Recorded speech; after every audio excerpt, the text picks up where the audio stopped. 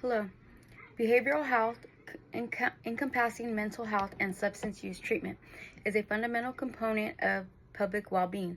Yet, despite growing awareness, funding for behavioral health services remains inadequate. I firmly believe that increased government funding for behavioral health programs is essential to addressing the mental health crisis, reducing long-term costs, and ensuring equitable access to care. Economic benefits of behavioral health investment. Funding behavioral health services is not just a moral obligation, it is an economic necessity.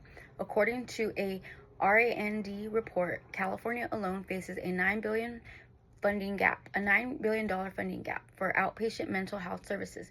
Studies show that untreated mental health conditions lead to higher emergency room visits, lost productivity, and increased strain on social services.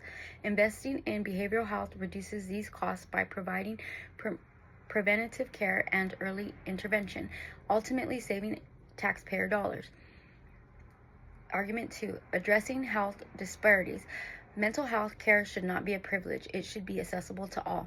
The BH Connect initiative, recently approved for federal funding, aims to expand community-based behavioral health services and provide transitional rent assistance for individuals leaving institutional settings or homelessness.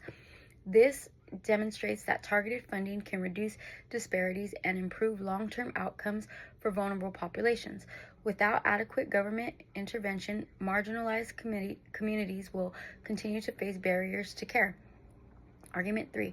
Public safety and crisis prevention. Underfunding behavioral health services leads to higher incarceration rates, homelessness, and emergency interventions.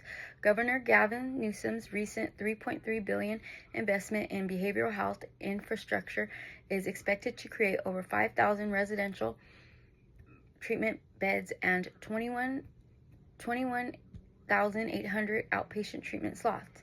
This funding directly supports crisis prevention, ensuring that individuals receive treatment instead of being funneled into the criminal justice system. Expanding these initiatives nationwide would significantly reduce the burden on law enforcement and emergency services. The evidence is clear. Increased government funding for behavioral health services is a necessary investment. It reduces economic strain, addresses health disparities, and improves public safety. If we fail to act, millions will continue to suffer due to inadequate access to care. It is time for policymakers to prioritize behavioral health funding and ensure that mental health care is accessible to all. Thank you.